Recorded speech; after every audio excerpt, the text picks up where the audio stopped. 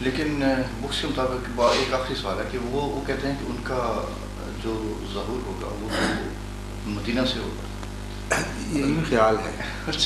خیال ہے. اب یہ بتائیں کہ جو قوم ایک دفعہ ایک نعمت کو رد کر دے خدا دوبارہ اس کو دیا کرتا ہے؟ اربوں نہیں، دنیا مل رہی ہے نا، دنیا مل رہی ہے. دنیا تو عیسائیوں کو تھوڑی ملی ہوئی ہے، پھر عیسائی کو نہ ہو جائے آدمی. اس سے بہت زیادہ ملی ہوئی ہے. ان کی دولت بھی عیسائی کھا رہا ہے اصل میں. وہ تو اپنا گھر جلانے کے لیے استعمال کر رہے ہیں. اس دولت کا کیا فائدہ جو اپنا گھر پھونکے؟ سارا عرب کا تیل ہتھیاروں کی صورت میں یہود کو جا رہا ہے. ابھی آپ نے جو اسکینڈل دیکھی نہیں، میں تو پہلے سے یہ اعلان کرتا پھر ہوں جگہ جگہ یورپ میں جہاں کانفرنسز میں یہی کہہ رہا تھا کہ عرب اپنا سارا پیسہ یہودی کو دے رہا ہے اس سے آبسولوٹ ہتھیار خرید کے. 100% تجارت اس وقت ہتھیار کی یہود کے ہاتھ میں ہے. جو امریکہ سے ڈائریکٹ خریدیں، اگر وہ $100 کی ملتی ہے چیز تو یہود کی معرفت $500 میں مل رہی ہے ان کو. اور وہ سارا روپیہ آئل کا وہاں پہنچ رہا ہے، وہ اپنی ڈیولپمنٹ لگا رہے ہیں. اور یہ ہتھیار لے کر ایرانی عرب کو، عرب ایرانی کو مار رہے ہیں یا ایک دوسرے کو. What's this? یہ اللہ کا فضل تو نہیں ہے. اس لیے واقعہ یہ ہے کہ حقیقتاً اگر ایک نعمت کا انکار کیا جائے تو خدا اس قوم سے لے کر دوسری قوم کو دیا کرتا ہے. یہ قانون قدرت ہے جس میں آپ تبدیلی نہیں دیکھیں گے.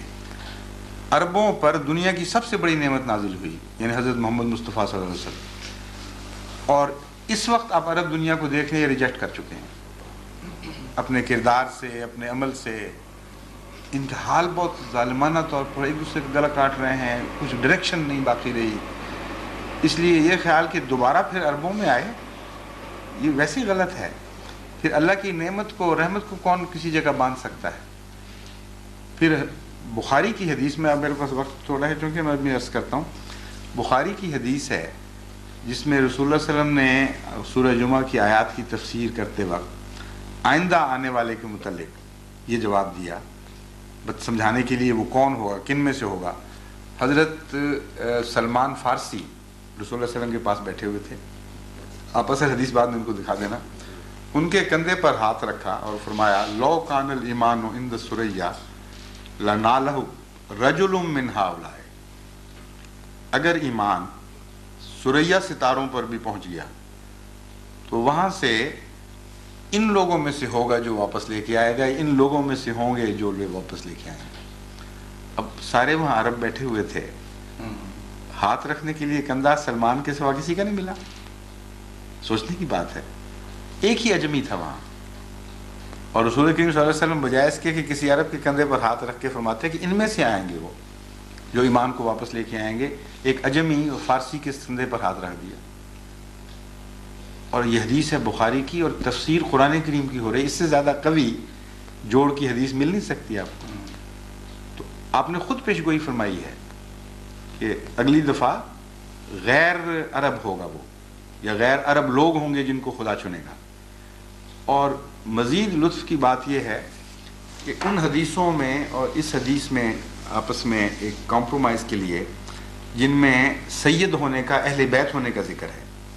بعض حدیثوں میں اہل بیت ہونے کا بھی ذکر ملتا ہے، اور خصوصاً شیعہ اس پر بڑا سٹریس دیتے ہیں، اور سنی مسلمان بھی، چونکہ حضرت مسیح علیہ السلام ہمارے بانی جماعت احمدیہ سید نہیں تھے قومی لحاظ سے، اس لیے وہ یہ بھی اعتراض کرتے ہیں کہ وہ پیشگوئی غلط نکلی. لیکن وہی شخص حضرت سلمان ایک شخص ہیں جن کے متعلق تمام سنی اور شیعہ علماء ماننے پر مجبور ہیں کہ وہ اہل بیت تھے. اس لیے کہ جنگ احزاب کے موقع پر آپ نے حضرت سلمان کو اپنی طرف بلایا، اہل بیت میں کھڑا کیا اور فرمایا سلمان منا اہل البیت، سلمان ہمارا ہے، اہل بیت میں سے ہے. اس وجہ سے شیعہ جو اتنے متشدد ہیں خونی رشتہ ہونے میں، وہ بھی اہل بیت کی فہرست میں حضرت سلمان فارسی کو ماننے میں داخل کرنے میں مجبور ہو گئے. اور یہ وہی شخص ہے جس کے متعلق فرمایا کہ ان میں سے ہوگا. تو اہل بیت ہونا بھی بتا دیا کہ روحانی اہل بیت مراد ہے، وہ جسمانی تو نہیں تھے نا، روحانی تھے نا اہل بیت. تو اور کسی کے متعلق کیوں نہیں فرمایا؟ اتنی لاجک ہے اسلام میں، اور حدیثوں کے اندر اتنا ایک آرڈر ہے کہ حیرت انگیز بات ہے. سوائے حضرت سلمان فارسی کے کسی کے متعلق رسول اللہ صلی اللہ علیہ وسلم نے نہیں فرمایا کہ یہ اہل بیت میں سے ہے. اپنے خونی رشتے کے علاوہ. اور سوائے سلمان فارسی کے کسی اور کے متعلق یہ نہیں فرمایا کہ مستقبل میں جو میرا جس روحانی نزول ہوگا وہ ان لوگوں میں سے ہوگا. Can't you see an internal logic? صحیح اب اجازت ہے پھر غلام نبی صاحب تھے, انہوں نے بھی ہمارے ساتھ آنا تھا. میرا فنکشن ہے اسلام آباد.